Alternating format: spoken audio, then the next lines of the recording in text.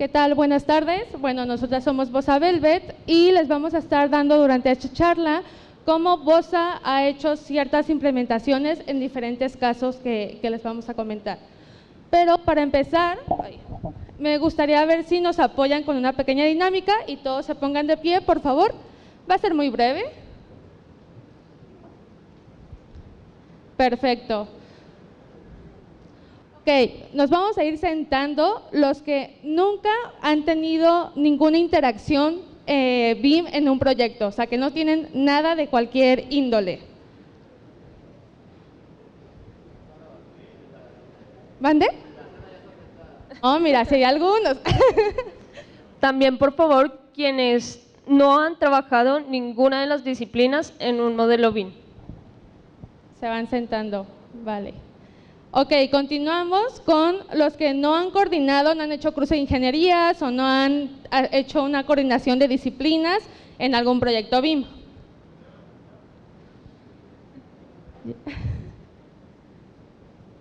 Y, por favor, quienes no han trasladado de la oficina al campo un proyecto BIM.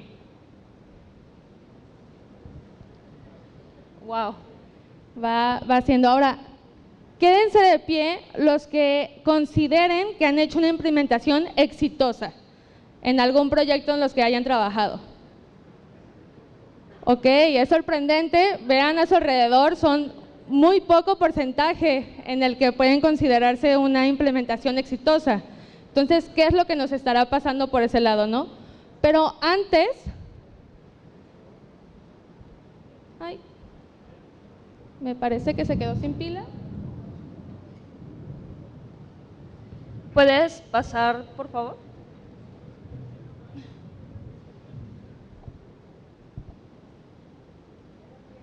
Ok, gracias. Bueno, mientras tanto ¿Mande? Ah, sí, si me apoyan con la siguiente, mientras tanto, por favor.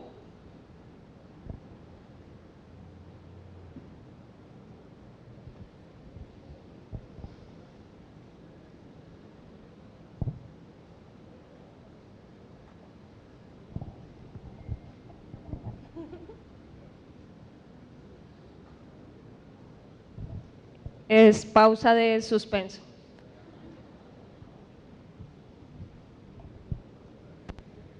La siguiente, por favor. La siguiente. Ahí. No. Vale.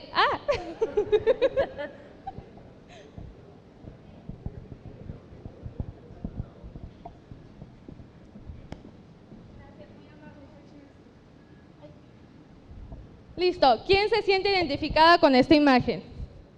Pónganse de pie, por favor, quien diga, intentamos innovar, intentamos hacer algún nuevo proceso y de repente nos dicen, no gracias, estamos ocupados.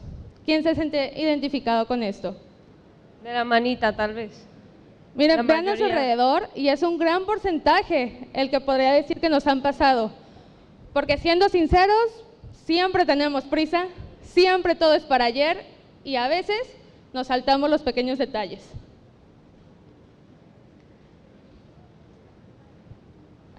Para hablar de implementación, tenemos que saber qué significa o englobarlo en un pequeño diagnóstico, por así decirlo. De acuerdo a la RAE, poner en funcionamiento, aplicar métodos o medidas para llevar algo a cabo es una implementación. Pero según el AGC o la AGC, hay 4 formas de hacer una implementación BIM. Vamos a ver un poquito. Tenemos de arriba hacia abajo, el cual normalmente es dictado. Viene desde el mando superior de decir, vamos a hacer un proyecto en BIM. Ahora sí que, como dirían, le gusta a quien le guste. Entonces, hay que empezar a ver, ok, cambio de capacidad, de capacitación que diga, y entre otros ámbitos. O de abajo hacia arriba, que es cuando ya hay impulso de los empleados a decir, vamos a hacer tal proceso, tal innovación, vamos a hacer algo nuevo. Por desgracia, en esta parte suele ser un poco apreciado, ¿no? También contamos con el de paralelo, que normalmente se hace en un caso piloto. Entonces tengo 40,000 proyectos, voy a agarrar uno para hacer una implementación BIM y si llega a ser exitosa, empiezo a usarlo en los demás proyectos. Y el que es el sueño dorado, el que debería de ser, es el orgánico, que es una mezcla de los tres. ¿De qué estamos hablando? Hay apoyo administrativo, tenemos jóvenes empleados interesados y tenemos una pequeña inversión para hacer este tipo de proyectos. Para englobar un poco lo que estaba mencionando Jessy, vamos a poner 3 proyectos ejemplo acerca de lo que ha sido la implementación para nosotros como organización. Este, por ejemplo, es un proyecto ubicado en Puerto Vallarta, en México. Está construido cerca de 16.43 hectáreas en 4 fases diferentes. Cuenta con casa habitacional, torre departamental y amenidades. Con el agravante de que teníamos solamente 10 semanas para el desarrollo de todo el proyecto. De acuerdo a lo que estábamos comentando, este proyecto 100% de arriba hacia abajo. ¿Qué pasó? El director del proyecto dijo, tengo un super proyecto, quiero hacerlo todo en BIM. Me han comentado beneficios, me han comentado cómo funciona, pero no sé hacerlo. Entonces, este proyecto fue 100% así y empezó a buscar quién le podría apoyar en hacer este proyecto. Pero nos encontramos con diferentes retos. Uno de ellos, al ser un proyecto tan grande, estamos hablando de 16 hectáreas, eran muchísimas cosas que ver, porque la idea de él era hacerlo desde proyecto y pasarlo a construcción. Entonces, no teníamos tal cual un proyecto piloto, o sea, eran las casas, los 4 modelos de casas, las torres, las amenidades, la topografía, todo en BIM, y tenía un equipo muy grande en el cual de la noche a la mañana tenía que cambiar sus procesos. Otro reto súper importante que teníamos como organización era mermar la falta de recursos que se utilizaban en la construcción. Incluso la parte del concreto hacia la obra, siempre había pérdidas, se perdía el camión, llegaba el concreto incompleto y demás. Entonces, el cliente lo que estaba buscando en este proyecto era tener un mayor control de los recursos en la construcción. Y lo que normalmente nos debe pasar en muchísimos proyectos es el cambio de mentalidad. Como en su momento fue de respirador a 2D, ahorita de un 2D a algo tridimensional, ahí como ya era una empresa que ya tenía bastante trayectoria, nunca faltaba ya lo hago así y me funciona. ¿Para qué cambiamos el proceso? ¿Para qué hacemos algo diferente? ¿No? Entonces fue un poquito complicado y era un gran reto el decir, ok, sí, funciona, pero podemos hacerlo de esta forma y te va a funcionar de otra forma. ¿Ok? Entonces este cambio de mentalidad fue un poquito difícil, sobre todo con los directivos de diferentes áreas. Entonces, ¿qué fue lo que nosotros estuvimos haciendo? Empezamos a generar dashboards, empezamos a hacer juntas semanales, a involucrar a la gente, a darles una capacitación de cómo poder usar el modelo, de que no se quede solo la información ahí, empezar a utilizar curvas S para ver dónde está nuestro cuello de botella, cómo estamos haciendo la producción, hacer cruce de interferencias, hacer sesiones 6 con ellos mismos y lo principal, involucrarlos. Si ellos no tenían el conocimiento claro de cómo funciona BIM, de cuáles van a ser nuestros beneficios, les costaba un poco más de trabajo visualizarlo dentro del proyecto. La idea general fue hacer el modelado de las 3 disciplinas, de arquitectura, estructura e instalaciones, y hacer la documentación en construcción, hacer que este modelo tridimensional sea útil en campo. Este segundo proyecto es un proyecto ubicado en República Dominicana, en Punta Cana, un proyecto bastante ambicioso con también 10 semanas para el desarrollo. Se hicieron cerca de 2.800 planos en 10 semanas y eran 27 amenidades las realmente involucradas en el proceso del desarrollo del modelado BIM. Este proyecto, al igual que el otro, fue de arriba hacia abajo, pero con una pequeña diferencia. Teníamos el cliente principal que subcontrató para las 3 disciplinas, o sea, había una empresa que hacía arquitectura, otros que hacían instalaciones y otros que hacía estructura. Entonces, el cliente principal, el dueño, dijo, yo lo quiero todo en BIM. ¿Cómo? No sé, ustedes sabrán, por eso los contrato a ustedes, y ustedes lo van a hacer. Entonces, cada empresa que no tenía el conocimiento, que fue subcontratando, cada uno tenía un proceso muy diferente, no todos tenían el mismo proceso para hacer un modelado, el BEP, cada uno empezó a generar su BEP, no estábamos siguiendo uno mismo, entonces fue una parte de los retos que tuvimos, o sea, el dueño dijo yo lo quiero hacer con metodología BIM, pero no sé qué es metodología BIM. Entonces, normalmente se utiliza un solo BEP general, teníamos 3 BEPs, el cual pues uno dice a quién le hago caso, ¿no? Entonces teníamos diferente nombramiento de familias, teníamos diferentes coordenadas, y entonces este fue uno de los retos, hacer la coordinación de los 3 por el bien del proyecto. Otro reto súper importante es que como teníamos tan poco tiempo, la cantidad de personal capacitada para llevar a cabo las actividades era muy poca en comparación con la cantidad de trabajo. Entonces había sobreexplotación, incluso 12, 13, 14 horas diarias para poder alcanzar la producción que requería el proyecto. Y esto generó que la comunicación entre la parte directiva y los subcontratistas tuvieran una falencia y fuera un sub y baja de productividad debido a que las revisiones se hacían sobre planos impresos en otro país. Esto era extremadamente complicado y generó para nosotros un reto el adaptarlos a poder leer los modelos para hacer las revisiones. Entonces, ¿cómo lo fuimos desarrollando? Primero, a homologar un BEP, empezar a comentarles, ok, vamos a hacer estas reuniones para que nos quede claro cómo va a funcionar, cómo tenemos que entregar los planos, que era en este caso, cómo vamos a optimizar las revisiones. Como comenta Juliana, la revisión no puede ser en impreso, ya que teníamos el reto de 10 semanas. Entonces, ¿cómo va a ser este cambio de procesos? Hacer unas revisiones muchísimo más óptimas, a poder tener el estructural antes, porque eso nos estaba pasando, la arquitectura le estaba ganando el estructural y las instalaciones estaban quedando muy atrás ya que no teníamos la estructura. Entonces, en todo este proceso fue coordinar las 3 disciplinas para poder lograr la entrega de los 2000 planos, que al final, porque nosotros hicimos de documentos de diseño y documentos constructivos, pero sobre todo uno de los más grandes retos fue que esto fue al inicio de la pandemia, donde todos no teníamos ni idea si íbamos a salir, si ya en un mes, 2 meses, y la comunicación se empezó a hacer un poco más complicada. Este proyecto, a diferencia de los otros 2, es un proyecto de una entidad pública, es el Tren Maya, ubicado en la península de Yucatán, en México. Es la estación Calquiní del tramo 3, una de las que se van a entregar en diciembre, esperamos.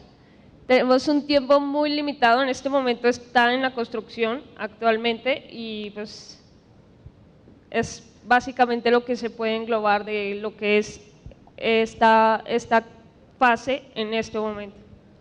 Entonces, aquí el gobierno dijo, para parte de su sexenio, vamos a hacer el Tren Maya, un proyecto muy ambicioso y se va a ejecutar en BIM. Igual como los anteriores, fue como lanzo ahí la bolita y a ver quién la agarra. Pero era un proyecto en el que 100% teníamos que tener bien claro desde un inicio, era un reto muy, muy grande. Entonces, esto mismo generó que los involucrados en el proyecto en una sola estación eran cerca de 250 personas y como todos sabemos la ubicación de 250 personas es muy difícil, todos estaban en diferentes lugares de la República, incluso quienes revisaban estaban en la capital y la construcción queda en la península de Yucatán, o sea es una distancia geográfica bastante grande. Y esto ocasionaba que al principio las juntas se hicieran todas en Ciudad de México, entonces había que mover todo el equipo de trabajo hasta Ciudad de México. Para optimizar eso, hicieron juntas virtuales, entonces ya las juntas no eran en Ciudad de México, pero eran virtuales, pero igual eran 250 personas. Obviamente estas juntas eran súper improductivas y esto generaba muchos problemas de comunicación. Otro de los retos es, bueno, cada uno estaba haciendo diferente parte del tramo, pero en cuestiones igual, volvemos a lo del BEP, teníamos una especificación de un software y una versión, pero también al ser tanta gente, cada uno empezó a agarrar su herramienta. Cada uno dijo, oye, pero yo ya lo hice en tal versión. Entonces, lo que pasaba es que cuando lo mandaban a revisión, veían luego que no era la versión correcta y lo regresaban. Entonces, eso iba atrasando muchísimo los procesos, todo porque no había una comunicación clara, porque cada uno agarró la herramienta que creía conveniente o que estaba desarrollando dentro del proceso de cada empresa. Pero aquí pasa algo muy curioso, de ser, como comentábamos al inicio, de arriba hacia abajo, se vuelve algo paralelo, a algo que cuando empiezan ya a comprender cómo funciona la metodología BIM, cómo podemos aplicarla, cómo va a tener ciertos beneficios, el mismo cliente nos empieza a decir él a ver cómo lo vas a generar. Entonces nos convertimos en algo paralelo, ya ellos agarraron como esa parte del tramo como su proyecto piloto y en proyectos fuera del Tren Maya empezaron a querer implementarlos. Entonces ahí sí fue un gran éxito en cuestiones de conocimiento, de decir, ok, ya veo cómo me funciona, lo voy a seguir innovando en mi empresa. Lo que logramos aquí fue generar un entorno común de datos, poder redactar un solo web y hacer que todas las disciplinas interactuaran en un solo modelo. Fue un reto bastante grande por la cantidad de personas, pero actualmente ya lo logramos. Incluso logramos hacer que el contratista de paisaje digitalizara toda su información y esto pues es lo que permite que el proyecto se pueda llevar a construcción actualmente. La supervisión de la obra está toda hecha con base al modelo tridimensional que tienen en este momento y se va alimentando conforme la fase del proyecto de construcción en la que va en este momento. Todo el nivel de desarrollo que está dentro de la construcción está en el modelo tridimensional. Este es un recorrido en dron de la última semana antes de venir aquí, donde se ve actualmente el estado de la estación y cómo avanzó en paralelo con la alimentación del modelo para que sea un modelo de 7D, como comentaba el arquitecto anteriormente. Este proyecto llegó a un punto satisfactorio porque no dejaron solo la información en el modelo. ¿Qué es lo que están haciendo ahorita? Como en cualquier proyecto llega a haber cambios en obra, no siempre puede ser fiel al modelo. Entonces nos empezaron a comentar, ¿sabes qué? Quiero mi modelo as built. Y ahí empezamos también a auditar estos modelos. Entonces, toda la información que está cambiando en campo, se están generando boletines, se están haciendo reuniones para poder completar esta nueva información dentro del modelo y ya de ahí como comenta Juliana, hacer un 7D. Entonces, no fue solamente tengo el modelo, lo dejo a un lado y yo sigo construyendo como tradicionalmente, sino que tengo un modelo y lo estoy utilizando para poder completar mi construcción. Entonces, nos gustaría compartirles como ciertos aprendizajes que aparte con estos proyectos y los demás que hemos realizado, que hemos notado que son repetitivos. Por ejemplo, el cambio de cultura, tal cual como nos lo menciona la filosofía Lean, si no hacemos un cambio de cultura o no tenemos la mente abierta es muchísimo más difícil. No es imposible, pero sí es más difícil de ejecutar este tipo de filosofías o metodologías. Entonces, sí es algo que normalmente nosotros comentamos como, ok, hacemos el diagnóstico del proyecto y les decimos, vengan a las reuniones con la mente abierta para poder hacer nuevos procesos u optimizaciones. Muy ligado a la comunicación, normalmente en la forma tradicional paso yo la información al estructurista, el arquitecto del estructurista, y después resulta que yo hice un cambio pero no le he informado al estructurista. Entonces lo que nos amplía BIM es a estar todos en la misma película, a estar en sintonía de que si se hace un cambio inmediatamente el otro ya lo tiene en su registro. Y definir un prototipo, como les comentaba al inicio, si nosotros hiciéramos sobre un solo prototipo y el cambio no es tan radical dentro de la empresa, es muchísimo más fácil la adaptación. Si lo hacemos de golpe, suele haber más conflictos, suele haber más retrasos y el resultado de BIM no funciona. La capacitación adecuada de todo el personal involucrado en un proceso de implementación es lo más relevante, es una de las cosas más relevantes que debemos tener en cuenta. Tener personal capacitado para la labor que va a realizar debe ser una prioridad. Y, por supuesto, tener claro el objetivo. Si no sabemos qué queremos lograr, no sabemos qué tenemos que utilizar para llegar a ese punto, ¿no? Y la paciencia, lo que pocos tenemos en la construcción. Siempre queremos todo para ya, y una implementación BIM, un sistema de implementación de cualquier metodología, incluso de la filosofía Lean, no tiene resultados absolutamente inmediatos. La paciencia debe ser un don. Entonces, el flujo de trabajo, el proceso en cómo se está desarrollando no siempre es el mejor, siempre se puede mejorar como cualquier cosa. Entonces, tener un flujo de trabajo es importante, pero que todo el mundo conozca cuál es ese flujo de trabajo. Así que cuando entre una nueva persona pueda saber muy claro cómo se está trabajando. El liderazgo, no esperar siempre que alguien nos lleve de la mano. Todos debemos ser líderes de nuestros propios procesos, porque cada quien tiene una curva de aprendizaje diferente y si no llevamos este liderazgo, simplemente estamos dejando que el tiempo pase y no se van a obtener los resultados adecuados.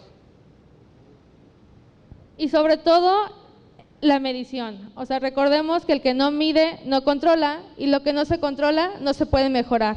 Entonces, como les comentábamos o les mostrábamos, generación de dashboards, de curva S, de saber qué está pasando con nuestras incidencias y detectar realmente dónde está nuestro cuello de botella, es súper importante. Y por favor recuerden, no porque algo funciona bien significa que no se pueda mejorar. Muchas gracias.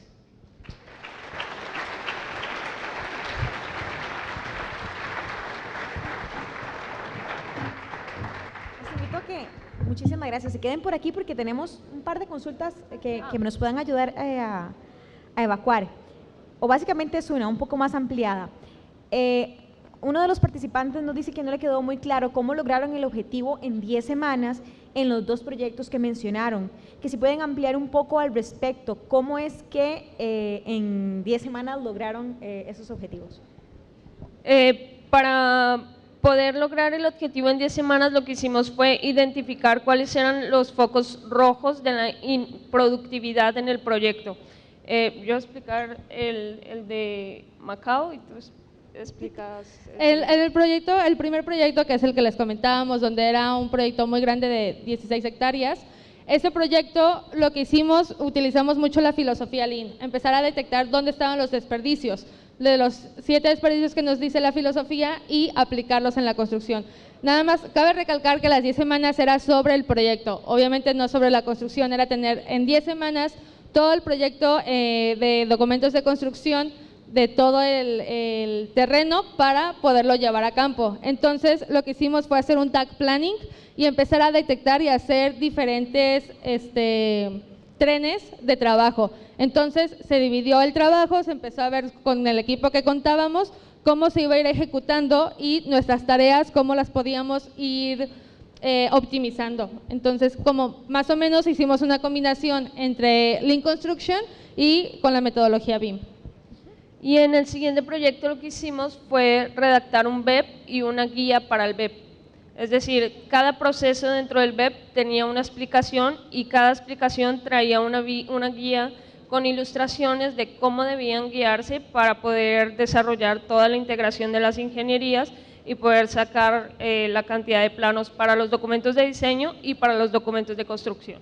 Y la siguiente consulta, igual para cada proyecto, nos preguntan sobre implementación, ¿a qué nivel de BIM llegaron en esas 10 semanas? Ok, en el primer proyecto de hecho fue un poco complicado con la parte de costos, porque el de costos nos comentaba, sabes que yo entro a CAD y listo, hago mis números y logro sacar pues el estimado, ¿no? Lo que necesitaban. Entonces fue ahí un aprendizaje muy grande de decirles sí, pero si entras en el modelo, ya te tengo las tablas de cuantificación, nada más es hacerle por los parámetros que normalmente se realizan, ¿no? Entonces, en el primero, contestando justo la pregunta, llegamos hasta la parte de costos y haciendo un tag plan, las Planner System hicimos la parte de planeación.